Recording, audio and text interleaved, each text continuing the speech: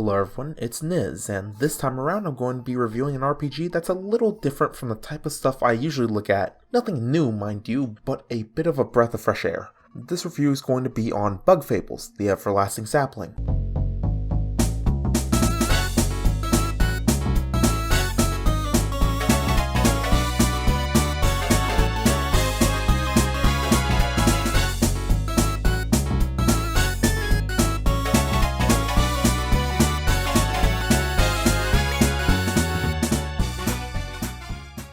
Bug Fables is a game inspired by Paper Mario. I can tell this even though I myself have never played Paper Mario, as it still fits the general aesthetic and gameplay. You play as 3 members of an exploration team to unearth a long-lost artifact that will help them find the mythical Everlasting Sapling, a tree that's fabled to grant immortality to anyone who eats a single leaf from it. Now that I have a synopsis down the game, it's time to go into more detail, starting with the gameplay. Bug Fables runs on a turn-based combat with a heavy emphasis on rewarding timing, as it'll be your ideal means of putting out reasonable damage and blocking enemies. Blocking will reduce damage, but blocking on the last few frames will block even more damage. The game is mindful of how useful this can be, and it makes sure that blocking ends after a short period, and puts your block on cooldown, making sure to punish premature blocking, and preventing you from holding down the block key for safe and reliable damage reduction. The party stats are more or less the same across the board, except one has more max health than the others, and although one doesn't deal more damage than the others, all have a purpose in the average encounter. Only one member can normally hit flying targets, only one bypasses armor, and only one can hit enemies that are underground. Later on in the game, the other party members will learn skills that will make them capable of targeting those types of enemies, but if you want to get the most damage off in a turn, you'll have to use the correct members in the correct order, and time your attacks precisely, and this helps retain a level of engagement other RPGs may struggle to keep. The stats like attack and defense do not increase when the game progresses, but when the team levels up, they get the choice of getting 1 max health per party member, 3 TP for using abilities, and 3 MP for equipping medals. I suppose I should explain TP and MP a bit more. TP is pretty useful as it's not only essentially your mana, but it's a pool your entire team is forced to share, so casting heavy things can leave your entire party high and dry if you're not careful. Medals are a pretty neat feature instead of equipment. They cost MP to equip, and grant new effects, but a lot of the combat ones come with a catch. Said catch can be countered or even made a benefit with the use of other medals. There's also medals that help with traversing the overworld, and a hard mode medal, which when wearing, makes the enemies dish out more damage and gives you a small amount of XP on victories. But the real benefit of this medal is that if you beat certain bosses with hard mode equipped, you can return to the exploration guild and be rewarded medals exclusive to those bosses. You can turn the hard mode on and off at any time. It costs no MP, and if you beat the boss outside of hard mode, you can still buy the medals afterwards. It's a nice way of letting the players play at what pace they want and reward the players who strive for a more difficult experience. But it also means that you're only going to use this medal on boss fights, because the XP boost in regular encounters is absolutely nothing compared to the potential resources you have to spend to heal up because the enemy is whittling you down faster. Meaning that XP increase is only going to have a huge difference in boss battles, which is also the only place you'll be given the free medals for completing them in. I think this could have been implemented better. I would have had this medal only affect the boss and mini boss fights, so that I wouldn't have to keep taking it on and off, only to put it back on every time I see a large room with a save crystal in the corner. I do feel like although they have all these medals to encourage you to mix up and make different combos, most combinations fit into one of 3 categories: giving a negative status effect positive qualities, and using an item that procs said negative status effect on the one using the medal. Stacking a bunch of stat changing medals on one bug at the cost of another stat, or being in a specific scenario, which isn't as hard as one may think. Medals that make a specific bug's abilities more powerful in some way. I would just stack a bunch of defensive effects on the tank and a bunch of offensive effects on the mage, and it carried me through the game even in hard mode. Call me dull, but I wasn't feeling that inspiration to get crazy as I did in Jimming the Pulsating Mass. I'm not gonna lie, there were some fun builds here, but they all kind of feel like they were meant to be put together. So, now that you know what these things do, I could fully elaborate on this advice I want to give for those who play this game. Maybe put 2 levels in the health at the start. Also put a few levels in the TP. Dump the rest into medals. This is gonna sound like me being an elitist and trying to sound smart, but I highly recommend you doing this not only because of the effectiveness, but that I feel your enjoyment of the game just might be at stake here. I'm not exaggerating. At the start, you have pretty much no reason to increase your MP. You'll only really need to focus on your HP to last longer, and especially TP to cast more often. But once you get a little further into the game, Forget everything Buddha told you, because it's all about material goods from here on out. You're going to want to invest in quality consumables and effective metals to raise stats that you typically can't otherwise, like your attack and defense. If you really need more HP or TP, there are metals for that, and the ratio you can get these things via MP per level evens out as if you actually put levels in those things. But this also gives you more freedom. You can pick between having a high HP and or TP pool or having certain metals. You can also choose who gets all the health if you don't want to distribute it among the party. Metals give you so much more freedom to experiment and are often the reward for completing side quests. So the reason I insist you play this way, even though I don't think you are playing wrong if you don't, is when you reach certain levels, enemies in areas meant for lower levels give less XP, until it eventually drops to 1.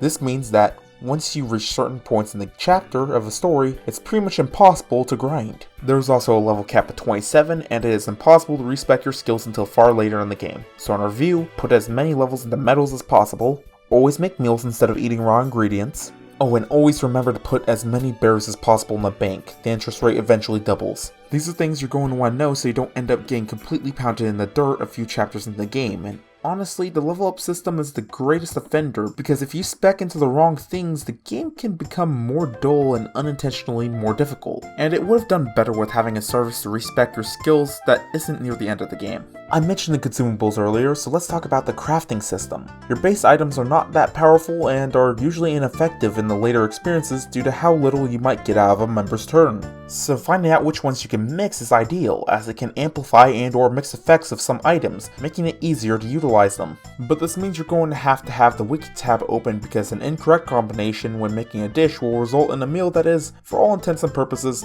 useless, with the exception of a couple extremely specific builds. This will be taking up a large sum of your time as you'll have to skip past the conversation to select the ingredient or ingredients, and then go through the cooking drumroll animation and then finally get the item you're crafting after more conversation. And also don't forget that some consumables require another crafted consumable. To explain how tedious this can get, if you complete the quest of all the chefs in Bulgaria, you can create a meal called the Queen's Dinner. It's very good. It restores 15 TP, 15 HP to the entire party, and cleanses them of all negative status effects. This is the best general consumable in the game for healing. This clashes with neg effect builds because it cleanses out of the effect, but the team healing and TP restore is so good I can't possibly turn it down even when it clashes with the build. So I decided I want a few of them before the upcoming final boss. To get them, I need to purchase a rare berry from a specific island. Then I need to take them to the chef in Golden Hills, and he makes a meal out of them. Then I have to go to Defiant Root and get the specific item that character cooks, which involves flour and honey, but only after I cook the honey and make it glazed honey, meaning that I have to go through the entire process 10 times for 5 of them. I hope you're managing your inventory slots, by the way. Then I have to go to the Ant Kingdom city and talk to the chef to mix the two, and only then can I have 5 of the Queen's dish. This took me about 10 minutes, and you're seeing the footage I had to go through for each and every one for that full 10 minutes, not including the travel to get to each of these areas. Mind you, eating a donut or a carpaccio on its own isn't bad unless you're diabetic or susceptible to food poisoning, but both are less effective. They take up more actions in a turn if you need HP and TP, and take up more of your precious inventory space, which I will remind you you're limited to up to 10 items. It goes up to 15 later. So unfortunately, if you're leveling up the wrong stuff and are not using the cooking, you're in for a bit of trouble even outside of hard mode. The combat itself is entertaining, although you won't see the status effects in action often even though they exist, as you aren't given them as long as you block, and a lot of the stats effects your team can apply are via consumables, which honestly I spent on healing items.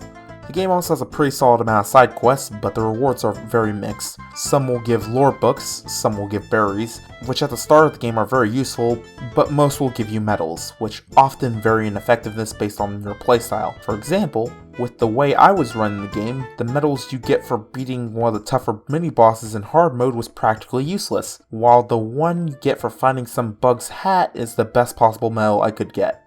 The game was a mixed bag, but on a second playing, due to many being lore books or medals that you might not want, I found that if I were to play this game again, the rewards would not be nearly as worthwhile. But to really get into the lore of Bulgaria, I'm going to have to talk more about the game's story.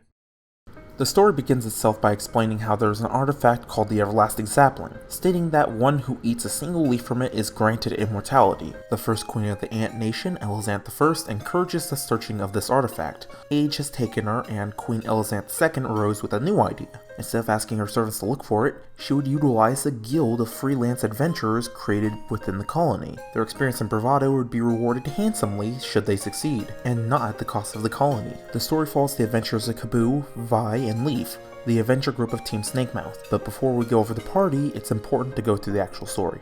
It begins in the perspective of Kaboo attempting to talk to Maki to apply as an adventurer, but he lacks a partner. A fuss gains their attention as another budding adventurer is attempting to apply, a bee named Vi. After passing Maki's test, they are granted the green light to become adventurers. They then take the assignment to go to Snakemouth Den, a dangerous cave that has led to the demise of other adventuring teams and is said to hold an artifact. In their search for the artifact, they run into two things worth noting: a sleeping victim inside a web, and the cave spider that entombed said victim. Vi makes a run for it while Kaboo faces the creature to try to save the victim. Fortunately, Vi returns and they are able to fight off the beast and escape into a tunnel after saving the moth. The moth introduces himself as Leaf, a very strange moth who refers to himself in the plural, but the far more notable thing being that he wakes up speaking in an ancient tongue. Has previous memories that were several years ago, back when Queen Elizant I was in power, has ice magic, and states that he did not have that before. Well, that's a lot of mystery to unpack later. Although strange, it immensely raises the group's odds of survival in Snakemouth Den. As they traverse deeper in the tunnel, they find an ancient artifact needed to reach the Everlasting Sapling. On retrieval, the room begins to flood. They had to face the spider yet again while this was going on, but this time they were able to defeat the creature. Unfortunately, they ran out of time to act with the rising water, and ended up getting washed away inside the artifact room. They find themselves outside Snakemouth Den and missing the artifact. Fortunately, they find it not too far away from where they washed up, and return with the artifact. The team at this point is given the name Team Snakemouth for surviving Snakemouth Den, where many other adventurers had died, and sent off to give it to Queen Elizant personally. Queen Elizant then sends them off to retrieve the rest of the artifacts, as they proved to be more than capable than most average adventuring teams. This led them to being sent off to Golden Hills to retrieve the next artifact, but doing so proved to be rather difficult, as they had to go through the Temple of Venus to retrieve it, defeating Mothava and Zasp to stop them from taking their credit, and completing a trial by Venus herself. But after doing all that, they were able to get hold of the ancient tablet, and so they were one step closer to completing their quest. The mask they got from Snakemouth Den made it possible to decipher the runes as roach text, the roaches being the most advanced of all bugs but disappearing ages ago. If anything would lead them to the Everlasting Sapling, it would be roach tech. The third artifact is located within the Bee Kingdom, and is used as the core to power their honey refinery. The ants produced adequate materials for the replacement, and with that, the bees generously accepted having their scientists work on said replacement. Unfortunately, once they got there, the factory was under attack by hostile forces, and without the overseer, they were stuck in lockdown. So it becomes Team Snakemouth's job to hunt down the clues necessary to free everybody. The team manages to find and save anyone caught by rampant machinery and violent forms of honey, and through all this they find the overseer.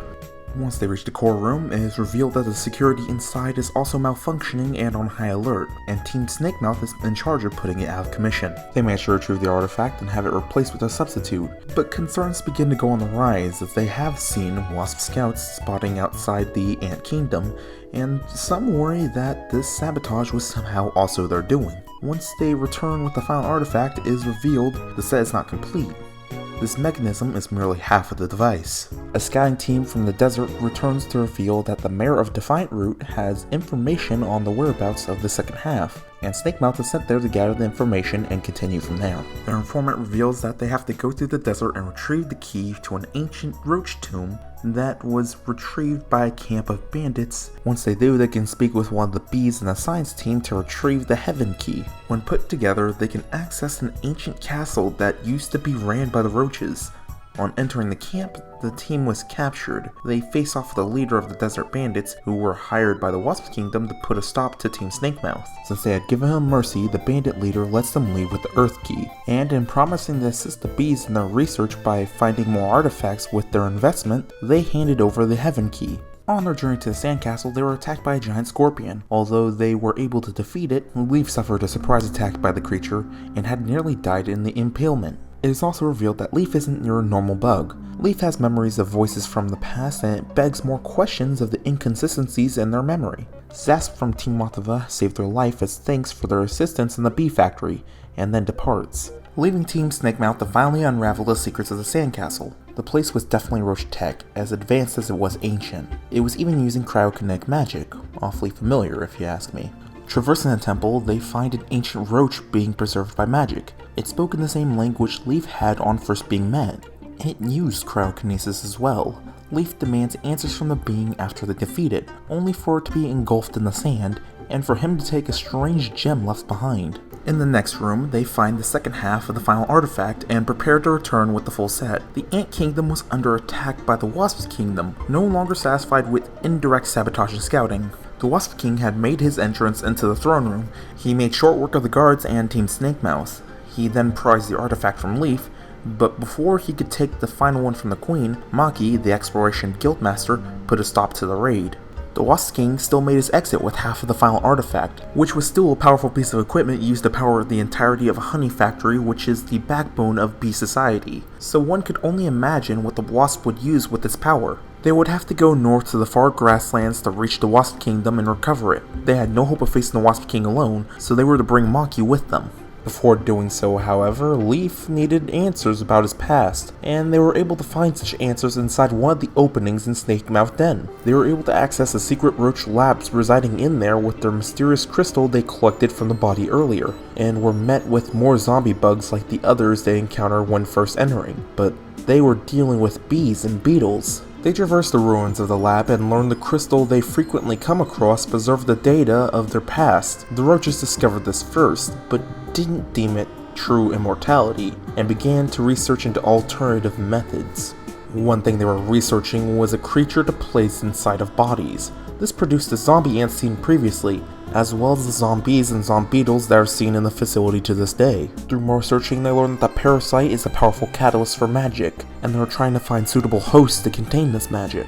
No species seemed suitable, except moths. As they encountered the first zombie moth in the facility, Kaboo and V protected Leaf, who was caught in a distressed state from the very presence of this moth. Leaf recovers in time to stop a particularly lethal looking attack. The team defeats the creature. Before they could leave, however, one more piece of data blinks to life. The truth being revealed that he did indeed die in Snakemouth Den, and the thing in front of them was a creature with immense magical power puppeting his body, merging knowledge of an ancient tongue and magic with his personality and memories. This puts Leaf in a classic clone crisis where he thinks his memories and emotions are disingenuine, and that living the life of a dead man would be disgraceful. Leaf comes to the conclusion that despite these emotions being replicated off of the information of his body, the actions would have been the ones Leaf would have taken regardless, and that he did want to meet his long-lost family. Leaf introduces himself to the family and reveals to be one of their distant relatives.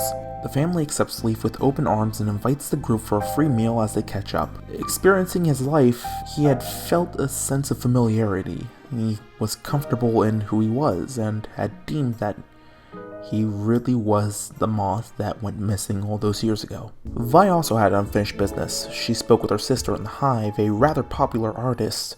It seemed that they had a falling out before Vi had quit her job in the factory and left home to become an explorer. She had trouble speaking with her when they began throwing verbal blows once more when she attempted to make amends. Before she left, her sister said something about needing red paint, but it's off season. So Vi went on a wild goose chase to get some red paint. Said chase had led to her spending her personal savings buying the paint. It was at this moment that Violet and Joan were able to make up. They even hug after she completes a painting of fond memories with her sister. As for Kaboo, well, Kaboo's arc comes in the main story, so to cover that, I'll have to get back on track. As they reach the far grasslands, Kaboo speaks about how they connect the Lost Lands with the Wasp Kingdom. The only way they could possibly breach the kingdom is indirectly, meaning they would have to take the eastern path through the swamps, full of tribals and dangerous beasts. They are unfortunately put at a stopping point when said tribes break a bridge they're on, bringing a serious injury to Maki's leg. Once they regroup with him, he proves incapable of contributing to combat for the time being. Once they reached the final stretch of the swamp, they were confronted by the tribals once more, who were scared off by a giant beast. Although the team suggests a retreat, Kaboo does not relent, facing the beast that had killed his friends as they attempt to reach the Ant Kingdom. As a result, Vi and Leaf's lives were put on the line as Kaboo gains a second wind, no longer fighting for vengeance of what he had lost, but to protect what he had now gained. Kaboo was chastised for his reckless behavior and had admitted to his wrongdoings of being blinded by vengeance. The party accepts his apology and move ahead, while Maki remains just outside the Wasp camp. Once breaching the defenses, they reach the throne room and face General Ultimax. The Wasp King is nowhere to be seen. They reach the personal chambers to find Vanessa II, Queen of the Wasp Kingdom, or at least was before the Wasp King arrived with the power of his crown and conquered the minds of her kingdom and overthrew her. They ask her about the Wasp King's location along with the artifact. Then it dawns on them they've been baited into arriving to the Wasp Kingdom so that their defenses would be weakened, as Maki was no longer there to intrude. They manage to make their way to the Ant Kingdom once more, only to realize that things seem to be untouched, at least until they reach the throne room, where Maki had rushed ahead, his leg injury leading to his defeat against the Wasp King. Team Snakemouth attempt to face him once more, only to meet a familiar fate in doing so. The Queen relinquishes the artifacts for the sake of her kingdom. She laments on her failures and states that she is not worthy of being the heir of one as successful as Queen Elizantha I. And now it's only a matter of time before the Wasps wipe out or enslave them all. The kingdom then responds with their loyalty towards the Queen and will to continue.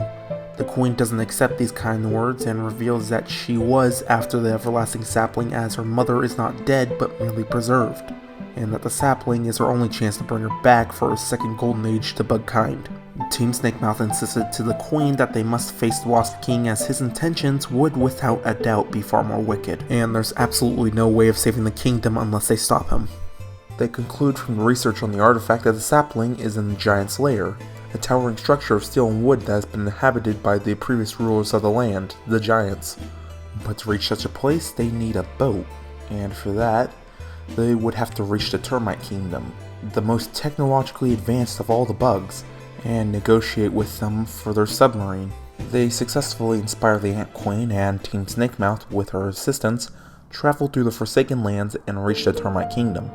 With a submarine, they can raid the rubber prison and reach the Giant's lair.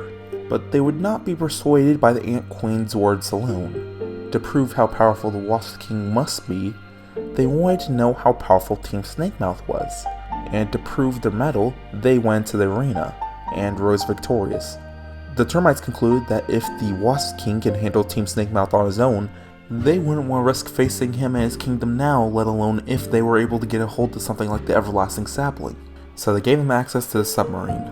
Team Snakemouth then made their journey to Rubber Prison, pushing through the Wasp forces and loose convicts before facing General Ultimax once more, now with access to a tank. Even in his moment of defeat, however, Ultimax refused to stand down. Leaf, being a merciful soul, merely encased him in ice to be freed in the future. Now that the Rubber Prison Bridge has been opened, the Queen and her forces were able to travel through en masse and prepare to traverse the Giant's lair. But before they could continue on, the Wasp Queen handed over a flame brooch to Team Snakemouth, passed down from her family that protected her from the Wasp King's flames. This would certainly assist them in this matter. Going through the Giant's lair proved to be rather difficult, as they had to traverse the frozen tower after escaping several unnatural horrors. As they reach the pillar of flame guarding the Everlasting Sapling, they arrive in a village full of roaches.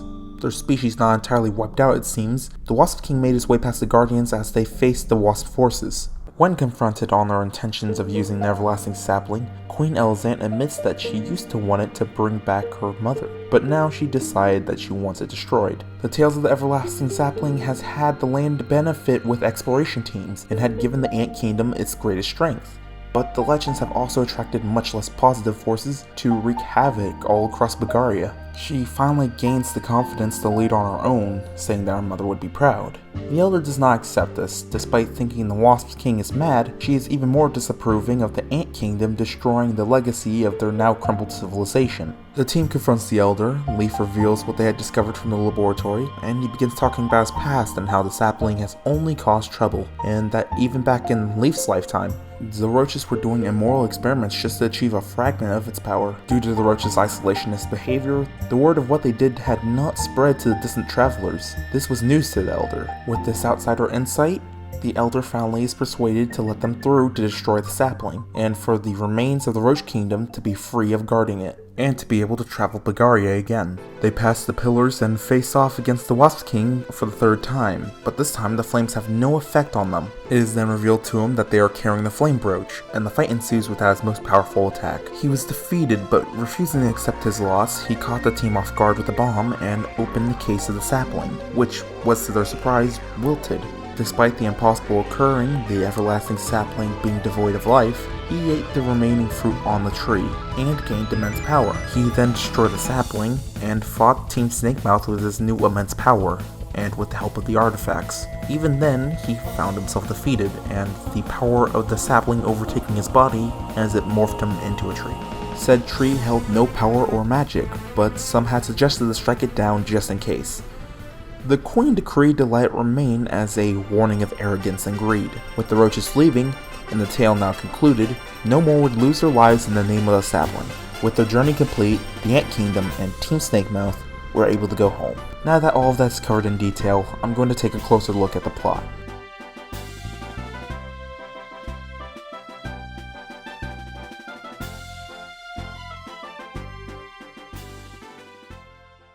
The story actually has quite a bit going on under the surface, like the awakening of the bugs giving them sentience and longer lifespans, the mystery of where the humans had went after the awakening, and how the humble Ant Kingdom isn't as pristine and golden as it was during the rule of Queen Elizabeth I. There's also enough world building and mystery here to keep one engaged, like the statue at the center of town being devoted to the first ant to discover the perfect spot to make a colony, rather than the queen herself, spreading the message that a legend can start anywhere. I do, however, have quite a few gripes with some of the characters' decision-making skills. Here's a few examples. Maki not only allowed Vi to become an explorer along with Kaboo, but allowed them to take on an assignment that has proven to be lethal to many other teams. Okay, pause. Let's do a thought experiment and say that you're in Maki's shoes for one day. Now watch what goes on in this scene as I explain the scenario. On this day, you're turning down a newly arrived warrior from the north who wishes to join your team. He has the heart, but not the experience as an explorer. You then find you're dealing with another potential recruit. This recruit was arguing with one of your employees when they told her that she can't go on a quest as dangerous as exploring Snakemouth Den, especially to one so young and trying to do so alone. The warrior from earlier offers to team up with this bee. She accepts after some persuasion on his end. It's now up to you whether or not they can be given an explorer's permit. Take a minute or so to process this, pause if you need to. Once you come up with an answer, please continue. Are you done? Good. Now I'm going to give you my answer. I asked you to watch what's going on just in case I framed it in a biased fashion, and now I'd like to explain how I came to this conclusion. The first one's explorer material, yes, but he comes from a faraway land with only his word to speak for his experience. He has the attitude though, and it's worth giving a shot. But even the best explorer in the making can't take Snakemouth Den as their first assignment, a place that's killed far more experienced explorers than him. As for the bee, this is gonna be a lot to unpack. Okay, so, bees do not become explorers, which I would consider a red flag, but the reason for that is that it's considered taboo among bee culture to take jobs outside of the hive. It's frowned upon so greatly it's engraved in bee culture that they focus on their specialties: science, honey production, and painting. Knowing this, I'm aware that's not because they're incapable, but rather self-induced social barriers. So yeah, I could let a bee in. Not this bee though.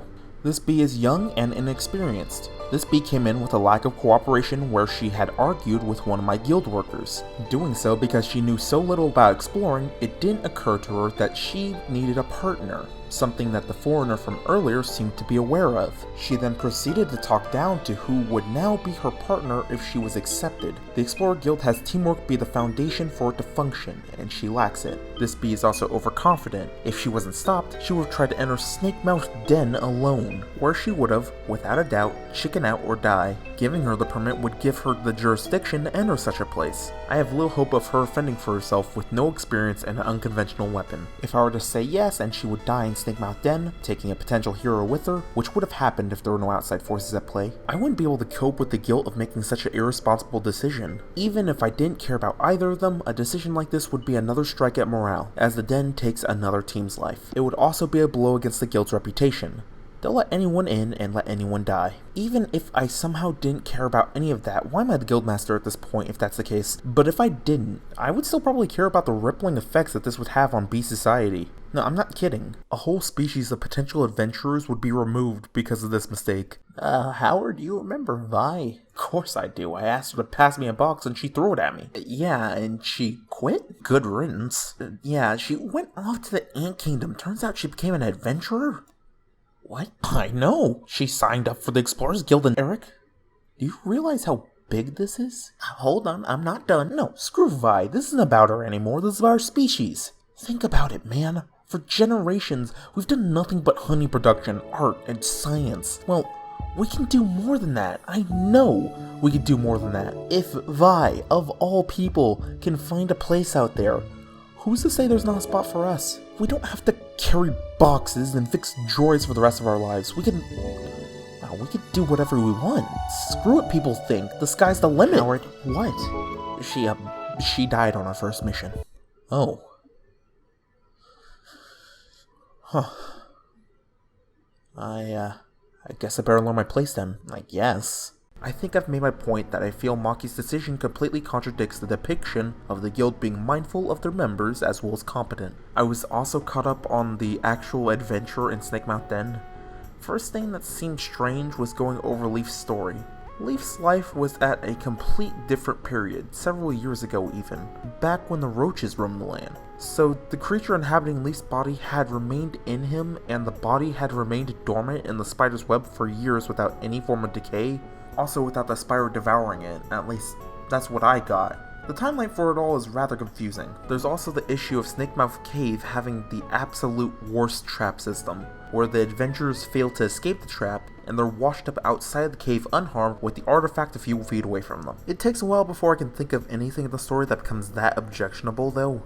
But when we get there, we get the Wasp King. The Wasp Kingdom themselves have been foreshadowed to be an enemy since Chapter 2. The Wasp King, however, just sort of shows up. We don't know much about his goals other than power, and even less about his plan other than world domination. Hell, Queen Elizant has a much better and interesting motivation as an antagonist. Her goal wasn't power, it was that she was so insecure that she wanted to bring back her mother because she was a far superior ruler. We know more about his personal lackey General Ultimax, and he shows infinitely more personality and charisma. I also didn't have to look up his name. Frankly, I would have preferred if one of these two were the game's antagonist. The Wasp King also left the Wasp Queen he overthrew alive because she was immune to the fire spell, which makes zero sense to me. She was still within his grasp, he has been shown to have significant power outside of fire, and he knows why she's immune to fire and that she can give it off to someone more dangerous, while she herself has no combat capabilities to fight against him. He had also mind-controlled the kingdom with his crown, so they wouldn't bat an eye if he were to personally execute her in her own bedroom. Why would someone as cold as the Wasp King allow someone like that to live when they yield no benefits and can only cause infinitely more problems for you? While on the subject of the brooch that made her immune to fire, if she hadn't handed that over to Team Snakemouth in the last minute on the final chapter, the Wasp King would have defeated Queen Elizant's army and Team Snakemouth once again because they had no plan other than facing him head on despite that failing horribly the last two times. Also, the Wasp King was supposedly just some commoner who managed to get a hold of this powerful crown, which used to be a roach artifact. But then the roaches tossed it out, and then some commoner on Metal Island bought it and gained all this power. I need to calm down for a moment because this baffles me. The Maki recruitment problem has absolutely nothing on this. There's not a whole lot to talk about here, but there's so much to unpack. First off, they threw it out because they didn't consider it an artifact. How does this not count as an artifact when it grants immeasurable power through fire magic, immense strength, and the ability to control and influence an entire kingdom? It's probably stronger than some of the things you classify as artifacts. Secondly, why would you toss it out? Was there really no room in the village to protect it with all the other artifacts? It's not exactly cumbersome like the everlasting sapling would be. Also, why toss it out without making it inert in some way? When you know someone else is going to get their hands on it, and that no matter who was to wear it, is going to cause a dramatic tip in the scales of power in said civilization, and cause countless problems that would eventually lead back to you, because the artifact would be treated as more evidence of how powerful roach artifacts are, and that the everlasting sapling exists and is not a rumor. And at that point, there's two groups rapidly trying to find you: the tyrant with the crown craving more power or trying to stop people from revolting against them, and the people who don't want to be ruled by said tyrant. This was quite possibly one of the most preventable antagonists of all time. Anybody could have told the roaches this would eventually become a problem even if it was protected, but they couldn't even be asked to do that. Then their elder has the gall to get mad when the Ant Kingdom comes in wanting to neutralize the artifacts to prevent anything like this from going on any further. Cause and effect. With the gripes out of the way, it's that time again. Actually, I can't remember which part of the story analysis I usually put this in, but I think it's time for a character analysis. And for who? Well, it was actually kind of hard to pick. I think Kaboo is the most likable, but he didn't really have much of an arc. Leaf was pretty well executed despite the confusing timeline stuff, and Vi is, well, I think she's the weakest one there, personally. Not to say that she was bad, her defiant nature actually showed to yield benefits to inspiring others.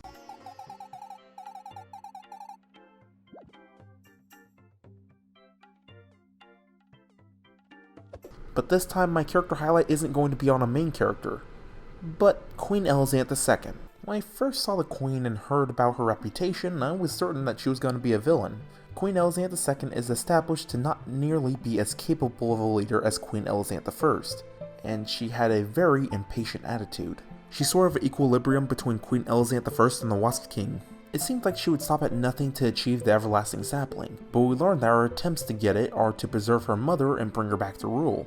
She doesn't want power, she wants the opposite, to be freed from the responsibility. Not that she fears it, but because she sees it as the best possible outcome for her kingdom.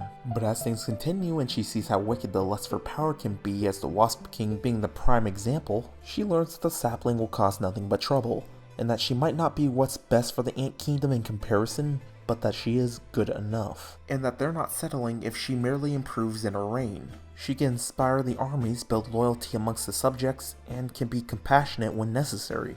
In her moment of humility at the defeat of the Wasp King, she really did understand that using her mother as a measuring scale of her achievements was not healthy or realistic, that her obsession with the sapling was even less so, and that she had to move on. The entire kingdom did. That's what I appreciate about Elizant's progression as a character. She wasn't the most inspiring, she wasn't the most powerful or the most intelligent, but she was quite possibly the most humble, and because of that, she steered clear of a ruinous path on her own accord just from witnessing the effects of her actions and those with similar goals. I think that covers all there is I want to talk about the story, so now I want to go over miscellaneous things.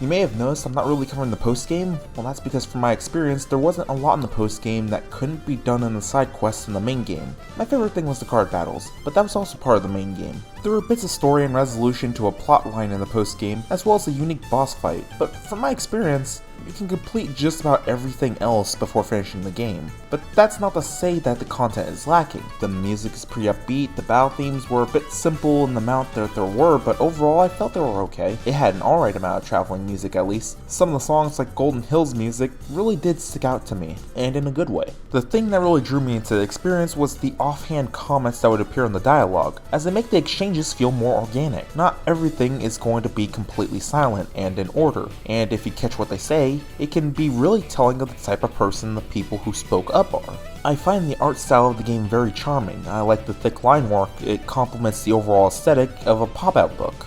There are a few issues, such as when black limbs are put over black body parts though, as although I know the pose they're going for through interpreting their expression, I can no longer see their limbs. It would have helped to give these bees a white outline for their arms when they're covering a part of their body that is also black. The movements the bugs have while speaking and the wide variations of the tones and pitches when each one speaks, this all gives each NPC more life without making things too, well, distracting. And I do appreciate the models flipping when they change directions. It's a very pleasant game to look at. So I suppose it's time for the summary.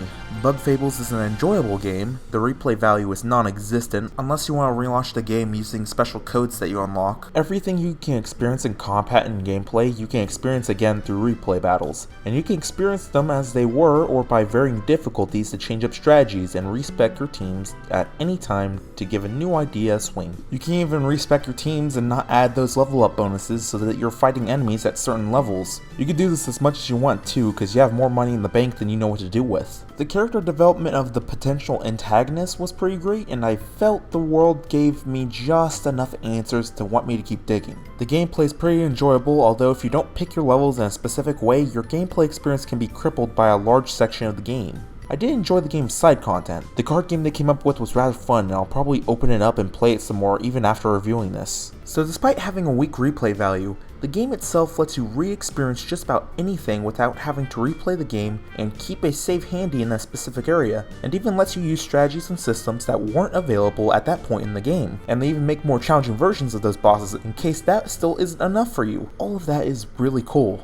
$20 is a bit steep, but I think I'd recommend it at full price. This might just be hitting a blind spot for me, but this type of RPG feels surprisingly less utilized in a genre that likes to embrace intuitive gameplay. I would personally prefer a sale for around 10 or 15, but there's a solid amount of content here for what you're paying for. And that concludes my review on Bug Fables. I hope you all have a good day and be safe.